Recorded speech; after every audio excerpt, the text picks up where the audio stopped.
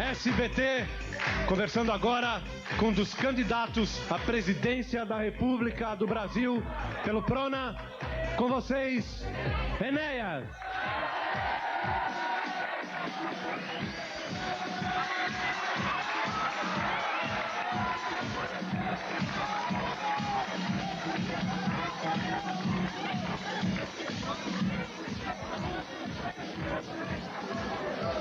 Boa noite, Enéas. Como vai?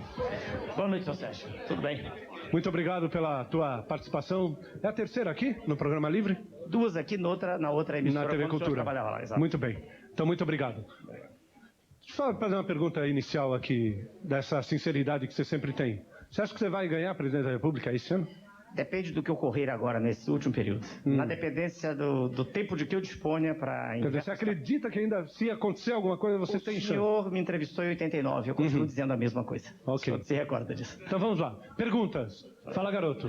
É o seguinte, quase a metade da população brasileira é negra e não tem quase nenhum candidato negro. O que o senhor acha disso? Bom, eu não vou querer aqui me apresentar como candidato, seria até uma pilheira. Eu descendo de brancos, negros e índios. Mas eu nunca me apresentaria como candidato de um grupo, nem dos médicos, nem dos carecas, nem dos gordos, nem dos magros. Eu pretendo ser um representante de toda a sociedade brasileira, o senhor entende? Quer dizer, então eu não entendo por que devesse existir assim um candidato negro, entende? Ou um candidato médico. O candidato a presidente da República, a meu ver, ele tem que responder aos grandes anseios da população brasileira como um todo, assim que eu vejo. Sem nenhum tipo de discriminação racial, religiosa, nada disso, ok? Fala, garoto. Por favor, é verdade que o senhor é fascista? Não, isso é uma... Veja, senhor, o que está ocorrendo agora nos últimos dias, examinando com bastante profundidade a sua pergunta, eu defendo medidas nacionalistas, eu defendo soberania nacional, eu defendo o fim da situação em que a nossa nação se encontra de joelhos no exterior.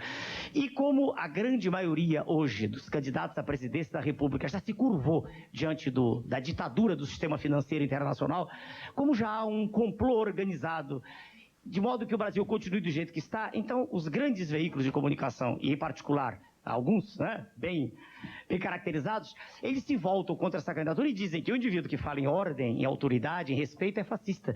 Fascista é o partido político que quis me tirar da candidatura, que quis tirar a candidatura. Fascista é aquele que não permite, veja o senhor, o Congresso age de modo fascista, porque se o senhor observar, eu falo 1 minuto e 15 na televisão. E muitos setores da imprensa têm medo que eu chegue ao poder, porque aí eu farei com que a imprensa seja responsável. Não é tirar a liberdade de ninguém, é fazer com que ela investigue, mas que ela trabalhe e faça a população e não contra ela. Está acompanhando o senhor? Então é por isso que essa pecha está, digamos assim, sendo usada por alguns jornalistas. Eles dizem isso, fica por isso mesmo, eu não tenho nenhuma oportunidade de defender, como estou tendo agora para o senhor e para a nação toda. O que eu quero é uma nação que seja soberana, uma nação que deixe de curvar-se no cenário internacional, uma nação rica como ela é, que apresente um futuro para os seus filhos, para a gente da sua geração e mais novos, que hoje tem pouquíssimo futuro, uma nação que tenha produção, que tenha emprego, que não apresente esses índices terríveis de bem-estar social que nós temos hoje. Eu quero uma nação livre. Isso não é ser fascista, entendeu, senhor? O partido fascista da Itália, completamente diferente da minha pregação. Agora, senhor Enéas, quando o senhor fala assim que, na verdade, vai fazer a imprensa entender... Sem dúvida. Eu quero que ela seja responsável. Mas como o senhor vai atuar em relação à liberdade de imprensa? Não, a imprensa tem que ser livre. E eu explico por que ela deve ser livre. Os militares que tomaram o poder em 64 cometeram um erro crasso. Nenhum partido político, nenhuma instituição tem condições de fiscalizar o poder. Só a imprensa pode fazê-lo. Ir aos porões do poder. Saber o que está acontecendo, entende? Nas entranhas, lá dentro. A imprensa tem esse direito e, mais do que esse direito, esse dever. Isso é uma coisa, é um direito inalienável da imprensa, como instituição. Outra coisa é a absoluta falta de respeito. Veja, senhor, isso é completamente diferente. Não é justo que um jornalista chegue a um programa aqui no SBT e diga assim, Ernesto, tem tempo demais. Por quê? Por que eu tenho tempo demais? Eu digo alguma coisa que seja, assim, suja, que seja sórdida. Alguma vez eu faltei com respeito a alguma outra, o senhor está entendendo? Quer dizer, então, nesse sentido é que eu digo que ela tem que ser responsável. Tem que haver uma lei de imprensa que puna o indivíduo que faz, assim como existe um código de deontologia médica que nos pune. Quando o senhor vai a um pronto-socorro, o colega que estiver lá, ele pode abrir o senhor na hora, se o senhor estiver inconsciente, mas ele não pode cortar sem saber o que está fazendo. Ele é responsável pelo ato médico dele. Eu quero responsabilidade, só isso. Ok. O senhor é o que quinto candidato a presidente da República que está vindo para cá. Nós estamos feito o seguinte: para cada candidato que vem, ele faz uma pergunta para o seguinte que vem para cá. E o último que esteve aqui foi o Esperidião Amin, que fez uma pergunta ao senhor. Ela vai aparecer aí, o senhor responda, por favor. Tem que virar para lá. Eu gostaria de perguntar ao candidato Enéas se ele acha que é importante escolaridade e experiência administrativa. Experiência administrativa e escolaridade para administrar um país como o nosso. Bom, a primeira questão já está respondida acabou, né? Pela própria tradição toda, por tudo que fiz durante a vida. Eu passei a vida toda, e já lhe disse isso, já a nação brasileira, toda ela, eu passei a vida estudando e trabalhando. A escola é fundamental. Há indivíduos que são capazes, graças a uma dotação genética extraordinária, de caminharem sozinhos, mas isso é raro. A escola é fundamental. Então, admitir-se que um indivíduo pretenda dirigir uma nação com o mínimo de escolaridade é um perigo, porque ele pode ser um títere. Ele pode até estar bem intencionado, ele pode ser um boneco. Ele pode ser levado de um lado para o outro porque ele desconhece as questões primaciais, as questões mais importantes. Esse primeiro. Agora, experiência administrativa. Eu respondo ao senador o seguinte: não há nenhum cargo no qual se adquire experiência para ser presidente da República. Um prefeito não tem, de nenhuma maneira, a condição de opinar sobre questões macroeconômicas. Nenhum prefeito ou governador sabe como decidir sobre política mineral. Entende? Quer dizer, as questões que se exige sejam conhecidas de um candidato à presidência da República, elas transcendem ao nível de qualquer administrador em escalão menor. Daí porque o senhor vê um ir e vir nos outros escalões. Eu respondo a sua excelência, o senador. Não. Para o indivíduo ser candidato à presidência é fundamental, primeiro, mais do que tudo que ele disse, que o indivíduo diga a verdade. A nação brasileira anseia pela verdade. Ela está cansada de ser enganada a cada instante, a cada eleição, ano após ano. É preciso compromisso com a verdade. Segundo, é preciso ter preparo, sem dúvida, um preparo específico, o mais abrangente possível, sobre saúde pública, sobre a questão educacional, você está entendendo? Agora, administrativa, se o que Sua Excelência, o senador, diz é administrativa, tendo sido prefeito, governador, não. E pior ainda, porque no Congresso, do qual Sua Excelência, o candidato ao qual Sua Excelência pertence, no Congresso não se aprende nada. Aprende-se apenas troca de influências, troca de favores.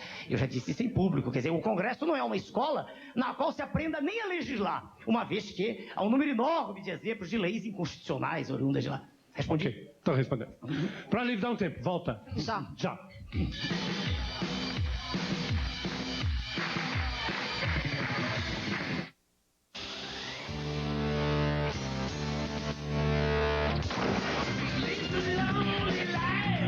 Programa Livre SBT, hoje com o candidato à presidência da República pelo PRONA, Enéas Carneiro. Enéas, antes da gente continuar, gostaria que você... mostra ele lá, por favor. Porque é o seguinte, porque nós esperamos que o próximo candidato a vir aqui seja o ex-governador Quércia.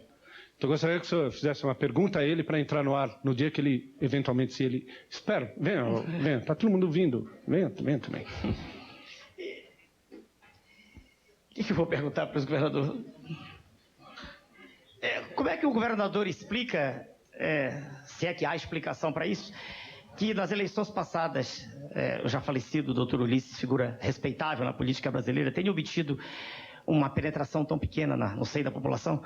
E como é que se explica que um partido tão grande como o PMDB, quer dizer, grande no que concerne a representação do Congresso, não aqui fora, não na rua, como é que se explica que apresente um candidato à presidência e a penetração dele seja tão pequena? É uma pergunta, assim, sincera para ele. Eu tenho a resposta, mas é bom que ele dê, ok?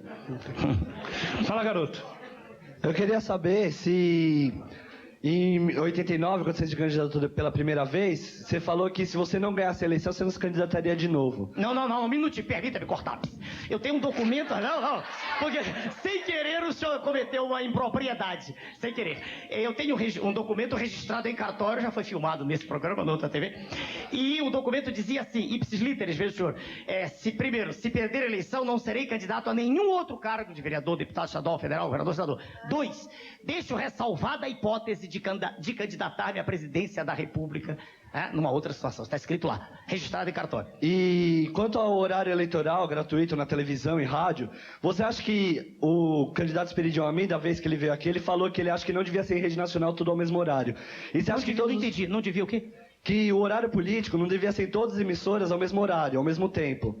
Tipo uma rede assim que pegasse todas as emissoras. E eu queria saber se você acha que todos os partidos deveriam ter o mesmo tempo igual, não um mais, outro menos. Olhe, do ponto de vista daquilo que reza a Carta Magna, quer dizer, a igualdade de direitos teórica, na prática não é nada assim. Mas se nós quiséssemos respeitar a Carta Magna, nós temos 6, 7, 8 candidatos à presidência. O tempo deveria ser igual. Não há nenhuma razão para que o indivíduo seja obrigado a exprimir-se em 1 minuto e outro em 6. E tanto isso é verdadeiro que os candidatos que dispõem de mais tempo, veja o senhor, eles não usam tempo. Eles põem músicas, põem outras pessoas para falar. É a prova, a meu ver, inconteste que se eles falarem o tempo inteiro, o telespectador dorme. Perdoe-me, é o que eu tenho dito, né? Quer dizer, não falta-lhes conteúdo e fortaleza verbal para se exprimir. Então, eles colocam pessoas, colocam músicas, colocam outras coisas e a mensagem, que é o mais importante, não vem. Eu discordo do que está aí, já disse isso, se o senhor pergunta, se quisesse respeitar a lei, o ideal seria um tempo igual. Para 6, 7 seria mais fácil, mais democrático, mais justo, né? Ok? Estou à disposição. Fala, garoto. Eu queria saber, além de merda, o que o Além presidente corrupto tem na cabeça. Não entendi a palavra, ali. Não ouvi. Eu queria saber, além de merda, o que o presidente corrupto tem na cabeça. A expressão é do senhor, eu respeito. Não? Eu sou uma pessoa disciplinada. Se a norma do senhor é essa, eu me respeito.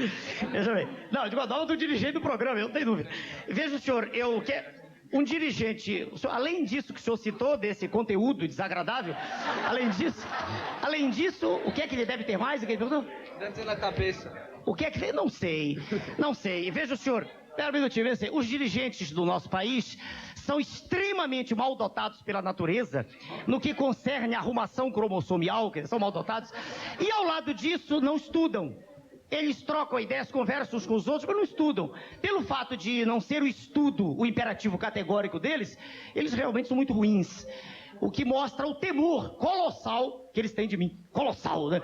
Colossal, terrível. Eu sou apontado como inimigo. Sim, eu sou inimigo, mas não da população. Eu sou inimigo do sistema que aí está. De um sistema pútrido, perverso, sórdido, ignominioso, que lança a maior parte da população na desgraça, né? Isso sem dúvida, né? Fala, garota. De onde vem a Eu pergunta? queria saber, saindo um pouquinho da política, se a barba que você usa tem algum sentido especial ou é apenas costume? Não, eu já respondi essa pergunta, senhorita.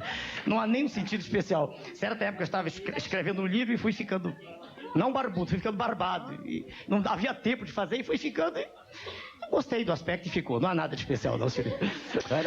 Você tem falado muito mal dos políticos de um modo geral. Desde que entrei no processo, em 89. Pois é, quantos deputados, quantas pessoas são candidatas pelo PRONA a deputados estaduais, federais? De cor eu não sei, não sei. Eu posso lhe dizer que há em 12 estados, no Rio é um número enorme, porque nós temos uma deputada federal, o senhor conhece, dona Regina Gordilho, que aliás foi quem nos propiciou a candidatura por causa da ação de inconstitucionalidade que nós pudemos apresentar.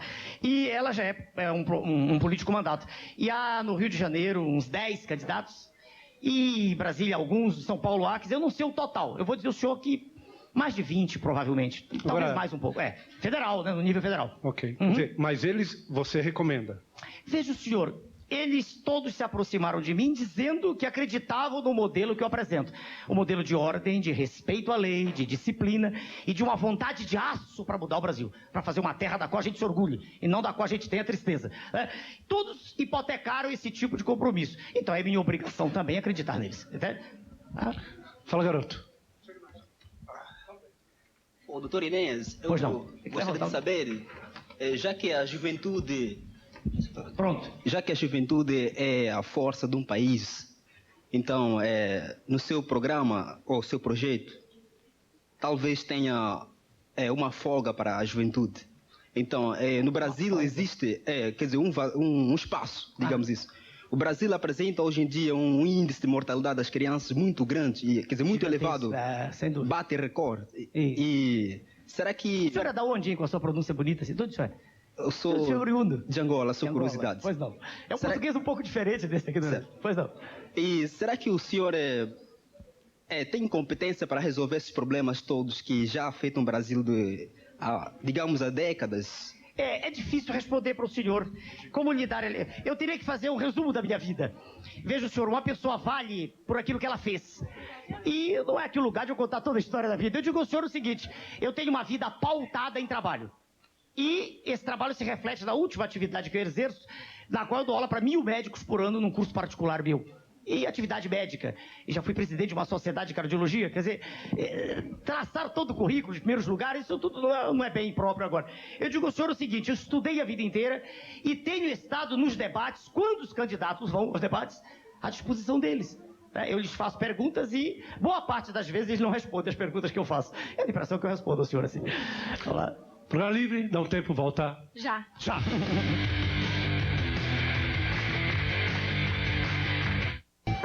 Muito bem, a gente segue aqui com o Programa Livre. O Programa Livre hoje entrevistando Enéas Carneiro. Já já a gente continua a entrevista. Agora é a primeira vez com Fresh, Colinos Fresh. Primeiro gel dental feito para os melhores anos da sua vida. Tem 2 sabores, o mint e o tropical. Também 2 tipos de embalagem, a bisnaga e a pump. E eu já vou dar 3 kits para as pessoas que vão participar hoje aqui. Segure. E a camiseta vai para a história mais interessante, porque essas pessoas, vocês estão votando pela primeira vez ou não? Você pela primeira vez, você não, e você pela primeira vez. Qual é o critério que você está estabelecendo? Não precisa nem falar a respeito do candidato que você vai votar, mas como é que você está estabelecendo os critérios para você votar pela primeira vez? E quero saber se você já tem todos os candidatos na sua cabeça, da presidência a deputado estadual. Não, todos eu não tenho, mas eu acho que, para mim que não tenho muita experiência, eu acho que tem que votar, você tem que saber se o cara tem um passado político legal, se foi vereador, prefeito, qualquer coisa, para saber um pouco da vida do cara e ter um pouco de confiança no que ele vai fazer se for eleito, né? Você tem quantos anos? 16. 16. Você recomenda a todo mundo que tem 16 e que possa votar que vote? Eu recomendo. Ok. Como é seu nome? Flávia. Eu perguntei seu nome? Marcelo. Então. Os critérios, olha, eu acho que primeiro de tudo é o programa de governo, né? Mas não o programa, especificamente o programa, o que está escrito, mas as ideias que norteiam para que o programa tenha sido feito. E que a gente possa comprovar isso através da sinceridade do candidato, que ele passe realmente isso, discutindo as ideias que estão por trás do programa. E também o que ele disse, também o histórico político, a experiência política, se tem um passado bom ou não, esse tipo de coisa. Você já tem todos os candidatos ou não? Quase todos, quase todos. Falta mais deputados, né? Deputados estaduais e tal. Bom, seu nome? Thiago. Bom, eu acho que o que eles colocaram na nossa mão foi uma coisa ruim e outra pior. Que se você vai ter que escolher, né, entre um plano que aparenta ser uma merda e outro que é uma tremenda mentira. Se ele for bom, ele fez um milagre, pelo menos é o que eu tô achando, a minha opinião. Ele é uma mentira. Até agora é um plano para eleger uma pessoa, né? Agora, se for certo, ele é um milagre, porque ele acabou até agora o que diz a televisão. Ele acabou com a inflação. Reduziu a mínima a taxa de inflação, mas eu acho que isso é impossível. Então, em vez de você vai ter que empregar o seu voto numa coisa ruim, numa coisa horrível, eu sou mais uma coisa ruim. Porque as pessoas sem escrúpulos podem, como se diz, mudar a sua opinião sem você saber, anulando seu voto, sabe? Eu acho isso uma sacanagem. Primeira vez que você vota. Tá bom. Nem tanto pelo resultado final, mas mais pelo desenvolvimento da ideia. Muito obrigado por vocês. Agora eu tenho uma pergunta para você, Enéas. Não, é que eu ouvi a tua entrevista na MTV, eu achei muito interessante sobre a AIDS, né? E muita gente aqui não viu. E eu queria saber o que o senhor faria, pode servir até de conselho para outros candidatos que forem eleitos, o que o senhor faria se o senhor for eleito contra a AIDS? Não há nada de particular para eu fazer diferente de qualquer pessoa que tenha esse poder na mão da presidência da República. O que tem que existir é conscientização maciça. É um processo educacional permanente. Não adianta fazer-se uma campanha e ela parar.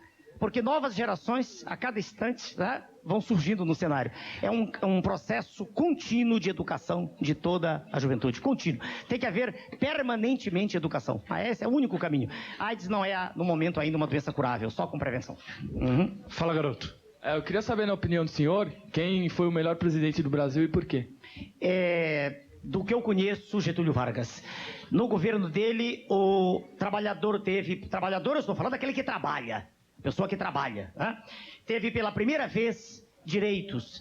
ele teve o domingo remunerado, o salário mínimo, que naquela época era uma coisa justa. Então, se eu tivesse que citar um nome, seria Getúlio Vargas. No Brasil, o senhor está falando.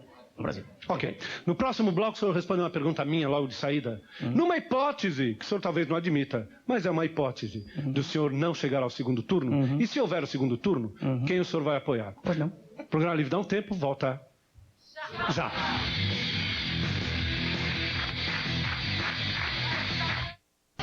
E aí, seguimos aqui pela SBT Programa Livre, hoje com Enéas Carneiro.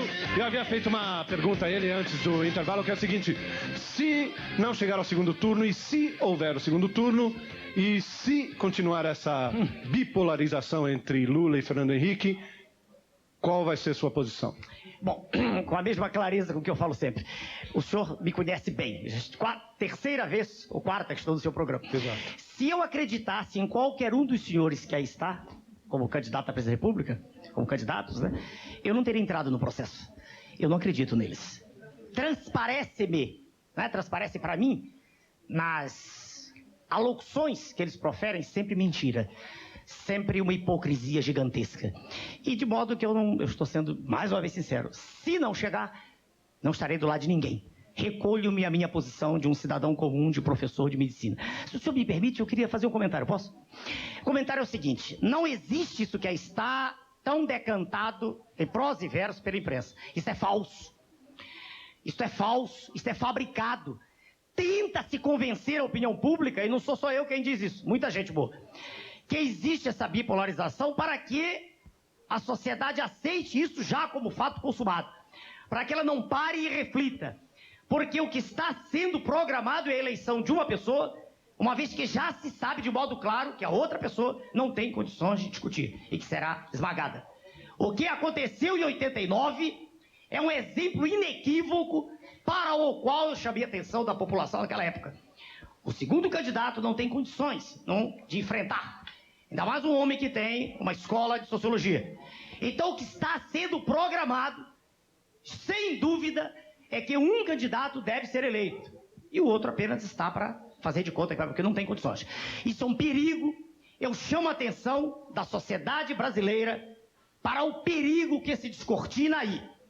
O candidato majoritário, aquele que hoje é o representante oficial do sistema, digamos, o candidato mais aplaudido, o candidato que representa o grande capital internacional, se esse senhor ganhar a presidência da República, aquilo que está escrito no Consenso de Washington, que a nossa população tem pouco conhecimento, aquele documento terrível em que se prega praticamente o fim da soberania nacional, aquele documento terá valor. E o Brasil será uma nação de joelhos lá fora. Privatizar-se-á tudo, até o ar atmosférico. Numa segunda hipótese, o segundo candidato não tem condições de dirigir o país. Homem sem preparo, homem que será levado para um lado e para o outro da dependência de quem o esteja empurrando para o outro lado. E seria um péssimo exemplo para todos os pais de família, para todas as crianças e adolescentes, daquilo que o estudo realmente representa. O conhecimento humano é a arma mais poderosa que qualquer um de nós pode ter. Só o conhecimento liberta o homem. E o que eu estou dizendo aqui já disse num debate, quer dizer, não estou falando por trás. O candidato teve todo o tempo para estudar, desde mais de 15 anos. Não o fez porque não gosta disso, não acredita nisso, não crê que essa seja a bola mestra. E isso é para mim o fundamental.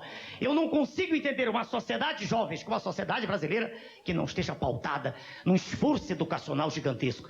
Só assim, educando todo o nosso povo bem mais jovem, pode-se criar uma geração da qual o Brasil se orgulhe. Essa é a minha mensagem. Obrigado, senhor. Ok. A partir de agora, vamos acelerar. Faz de conta que o senhor está em 89, tá legal? Perfeito. Doutor Enéas, o senhor é ultranacionalista, correto? Sem dúvida. O que o senhor acha do que tem ocorrido na Alemanha com os ataques para os estrangeiros lá e também contra nordestinos aqui em São Paulo, e o que o senhor faria em relação a isso, se o senhor apoia ou não? Não, sou radicalmente contrário. Ser nacionalista é defender as nossas riquezas, é lutar contra o processo de sangria né, do qual a nação é vítima. Isso é que é ser nacionalista. É não querer que o nosso minério seja mandado para o exterior a preço de banana.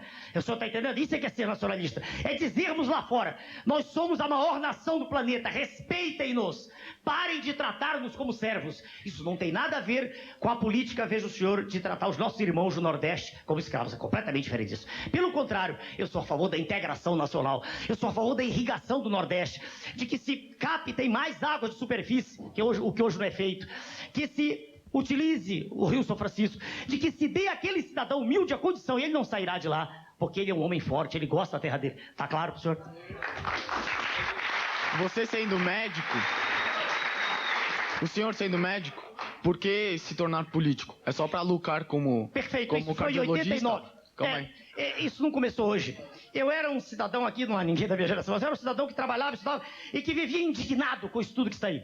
E um determinado dia, eu não sei mais quem perguntou, mas em um determinado dia, veja o senhor, eu sabendo que a vida inteira foi essa de estudo, eu disse, é possível isso, desde que haja uma pessoa com vontade de aço, com vontade de enfrentar esse monstro terrível que aí está, esse sistema que aí está apodrecido, infecto, do qual a imprensa faz parte, de mãos dadas com o capital. Eu disse que é possível, e entrei na luta, foi só por isso, meu jovem, só por indignação, mais nada. Bom, o senhor disse que quer fazer muitas obras, irrigar o Nordeste e tal, mas isso tudo custa dinheiro e o país no momento não tem. Deixa eu me interromper imediatamente, um minutinho só. Pô, pelo amor de Deus, o país tem dinheiro, isso que o senhor ouve é mentira. Perdoe-me, senhor Sérgio. Ninguém diz pro senhor, não, eu tenho que responder para ele. O senhor está sendo enganado. O senhor é a população brasileira toda, eu vou mostrar agora. Agora, peraí. Agora.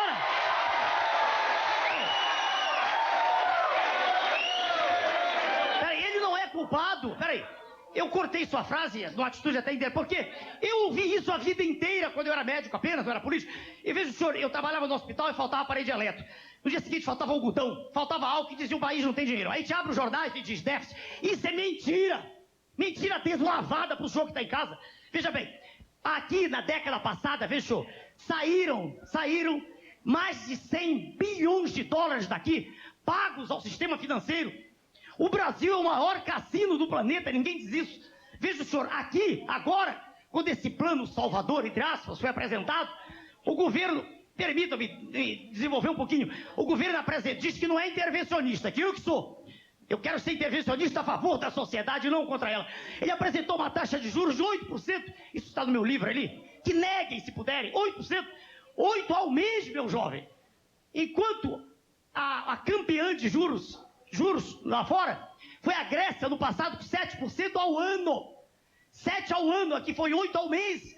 O senhor sabe quanto nós, pessoas comuns, perdemos com esses 8%? Naquele mês, perdemos 4,5 bilhões de dólares. Que alguém me corrija se eu estiver errado. O desafio é para o governo. Os dados são do Banco Central e da Andima. Quanto há dinheiro de sobra? Há dinheiro para construir estradas, há dinheiro para equipar hospitais, há dinheiro para tudo. Isso é uma mentira, entendeu? Mentira permanentemente repetida. E todo mundo aplaude, que falta coragem para dizer isso, entendeu? Há dinheiro de sobra, meu jovem, de sobra. Tá bom. O senhor diz... nós temos 30 segundos para acabar o programa e tem uma pergunta. Perfeito. Vamos lá. O senhor é contra ou a favor do comunismo e o porquê? Não. O comunismo é uma doutrina que já está enterrada. O comunismo científico nem chegou a existir. O que houve foi o socialismo de Engels, a forma inicial. Ele não deu certo em nenhum lugar do mundo. Eu defendo a iniciativa privada. Quer dizer, eu defendo a livre iniciativa, mas com um Estado forte que seja capaz de intervir a favor da sociedade. Isso é o ponto. Muito obrigado pela sua presença, Enéas. Muito obrigado, senhor. Obrigado a vocês mesmo por terem vindo e feito esse programa. Até amanhã. Tchau.